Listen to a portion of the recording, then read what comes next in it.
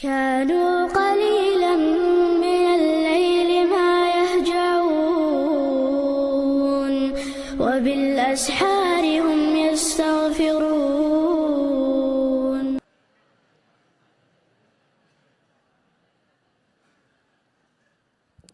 Ustadz, apa yang menyebabkan sholat seorang hamba tak diterima oleh Allah? Irji ila sholatika fa innaka lam tusalli. Ulangi sholatmu karena sholatmu batal. Diulanginya lagi. Irji ila sholatika fa innaka lam tusalli. Ulangi lagi sholatmu karena sholatmu batal. Diulanginya lagi. Irji ila sholatika. 3 kali ulang. Kenapa sholatnya disuruh ulang sampai 3 kali? Karena tidak ada tuma'ninah. Idza aqamta, kalau tegak, hatta tatma'inna qa'iman, tegak. Kalau ruku, hatta tatma'inna raki'an. Subhana rabbiyal azim, subhana rabbiyal azim, subhana rabbiyal azim, subhana rabbiyal azim wa bihamdih. Kalau sujud sampai tuma'ninah. Kalau salat di Masjid Baitur Rahmah pasti tuma'ninah, karena imamnya yang biasa orang tak tuma'ninah salat sendiri macam bambu di hembus angin. Allah Allah Allah Allah Allah Allah Allah Allah Allah Allah. Selesai. Maka sholat berjamaah. Alhamdulillah adik-adik mahasiswa-mahasiswi Baitur Rahmah pasti sholatnya ada tumakninah karena sholat berjamaah bersama imam. 2 yang menyebabkan sholat batal. La sholat, sah sholat liman lam yaqra' bi fatihatil kitab. Fatihahnya tak betul. Fatihah rukun sholat, luruskan. Bismillahirrahmanirrahim. Alhamdulillahi rabbil alamin. Ar-Rahmanir-Rahim. Maliki yaumiddin. Iyyaka na'budu wa iyyaka nasta'in. Ihdinas siratal mustaqim. Siratal ladzina an'amta 'alaihim ghairil maghdubi 'alaihim waladdallin. Amin. Betulkan Fatihah. Ngaji Iqra. Ngaji Iqra. Seandainya tak ada ulama dari Minangkabau, mungkin saya tak pandai membaca Quran. Jadi Ustadz dulu ngaji sama siapa? Ulama-ulama Minangkabau yang mengajarkan mengaji. Alif di atas, alif di bawah, i alif depan, u, a, i, u. Di atas itu kan dari Minangkabau. Alif 2 di atas, an, alif 2 di bawah, in, alif 2 di depan, un, an, in, un. Yang tahu berarti udah tua. Anak-anak kini tidak tahu itulah. De apo guru mengaji nan kini bukan dari Minangkabau tapi dari Yogyakarta. Jenenge sopo? Kiai Haji As'ad Humam. A bataba batata batata batasa basaba. Yang dulu hampir seluruh Sumatera itu guru dari Minangkabau. Alif di ate a, alif 2 di ate an. Mengalir pahalanya. Jangan sampai Fatihah tak betul. Apa kiat hijrah? Bagaimana cara agar kita tetap istiqamah? Yang pertama selalu pergi ke rumah sakit. Balik dari sini, jangan pulang ke rumah, pergi ke rumah sakit. Nanti kalau security nanya, mau kemana mbak? Mau nengok orang sakit di rumah sakit. Mau ruangan berapa? Sadonan disiko ingin ambo calia. Saya kalau diajak jamaah, Ustadz ayo kita ke ruang ICU. Datang, tulis dia teh ICU, artinya ICU. Ambo mencari waang, waang tidak bisa mencari ambo.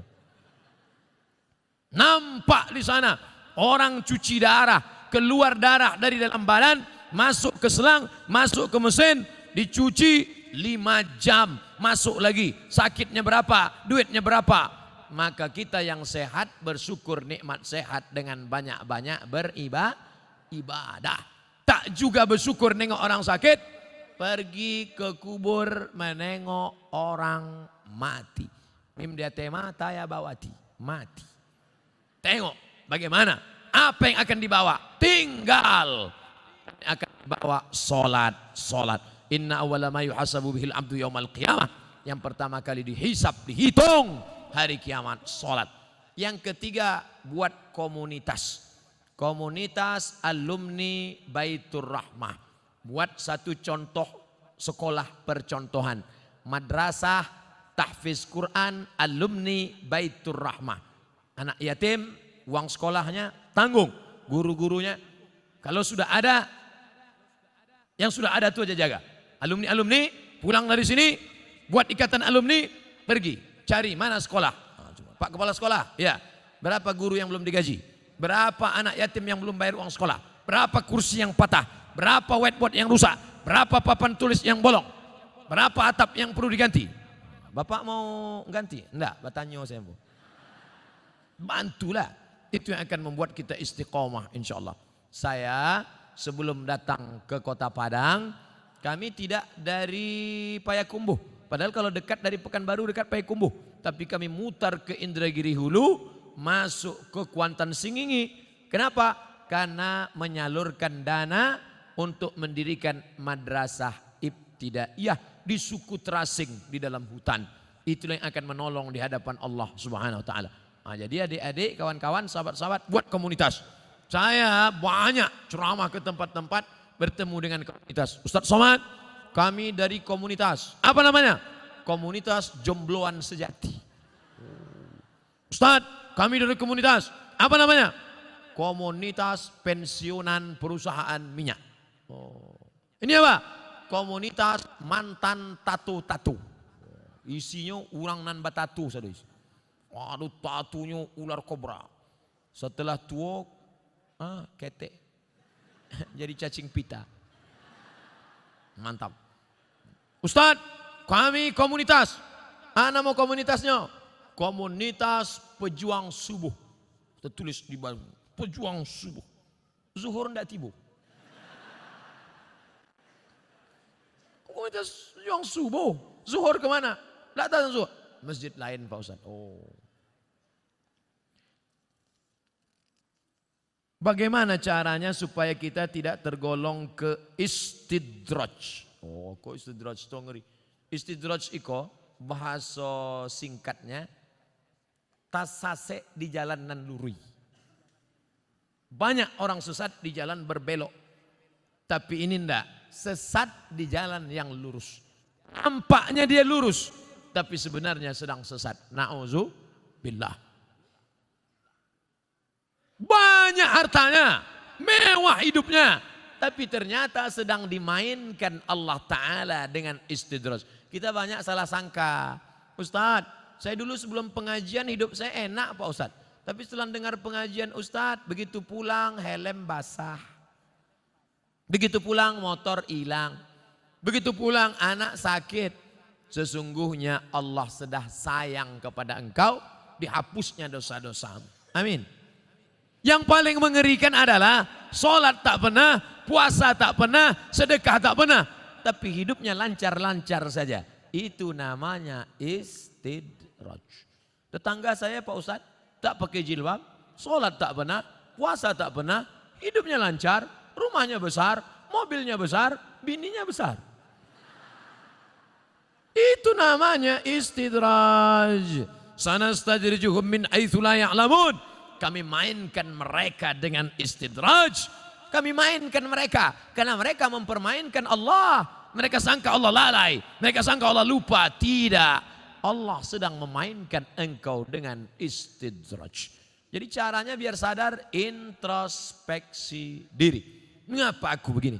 Kalau terasa salah, istighfar, mohon ampun kepada Allah Subhanahu wa taala. Semoga Allah mempertemukan kita semua di surga nanti bersama para nabi dan orang soleh. Amin. Sampai saya ke surga, saya tengok surga kosong. Ambo surang saya isi. Ambo tanya malaikat, mana jamaah Baitur Rahmah? Mereka VVIP. Rupanya ambo kelas ekonomi. Apa ndak VVIP? Sholat tarawihnya 1 juz. Sholat berjamaahnya ndak tinggal. Di dalam masjidnya khusyuk. Saking kan khusyuknya sampai terlalu. Masjid lain orang kepanasan. Jadi tenang, sejuk. Khotib berapi-api, dia berair-air. Mimbarnya tinggi, Masjid Baitur Rahmah Padang, naik ke atas. Hanya saja saya sarankan kalau sholat di Masjid Baitur Rahmah, tolong tatapan matanya supaya ke tempat sujud.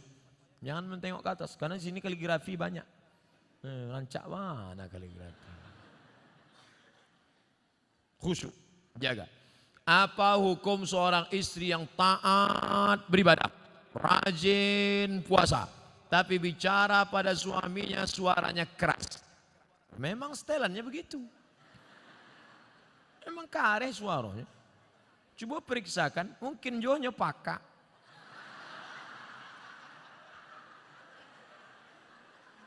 Mungkin ini orang gunung suara keras. Beda sama orang Sunda.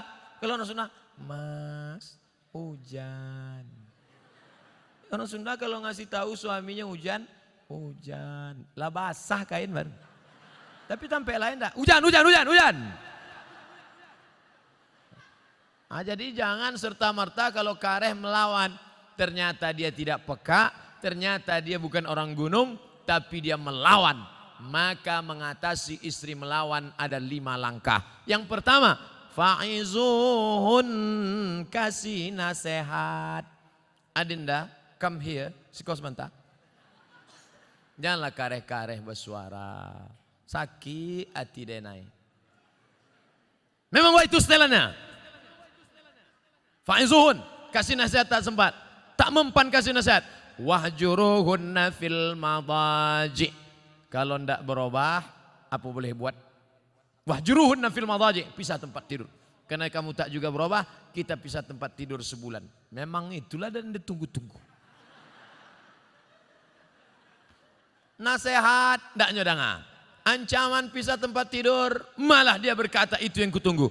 Nan ketiga, wadribuhun. Ada jenis perempuan dipukul baru dia berubah. Wadribuhun, karena tak juga berubah. Begitu mau ditempeleng, difotonya. Di-uploadnya ke Instagram. Teganya. Tak bisa. Pukul sekarang tak bisa. KDRT, kekerasan dalam rumah tangga. Tak juga bisa. Yang kelima, maka jatuh. Ada satu surat dalam Quran namanya tolak. Mediasi dulu, bukan langsung. Jadi bukan mentang-mentang kasar. Ini banyak laki-laki sikit-sikit. Talak 100. Enak aja.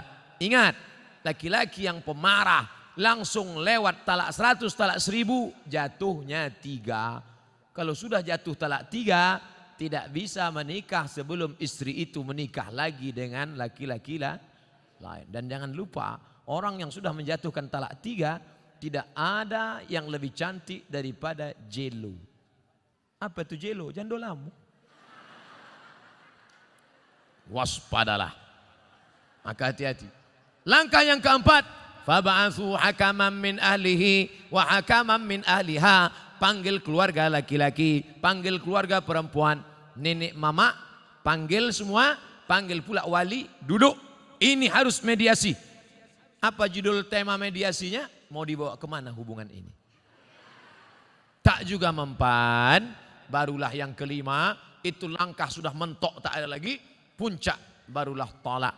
Karena kau tak juga berubah, kau melawan, kau emosi, akhirnya jatuh talak 1 pun masih bisa rujuk 3 bulan. Gimana? Sudah jatuh? Alah, macam itu 10 aku dapat. Bulan 1, gimana? Bulan kedua 5 aku dapat. Mulai turun harga.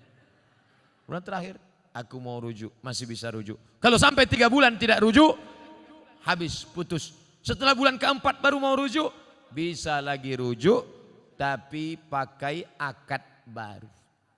Mempelai laki-laki, mempelai perempuan, ada mahar, ada ijab, ada qabul, ada wali, ada saksi 2 orang. Aku nikahkan engkau dengan anakku dengan mahar sebentuk cincin emas tunai sah. Itulah namanya pengantin baru stok lamo. Jangan lupa subscribe, like, and share.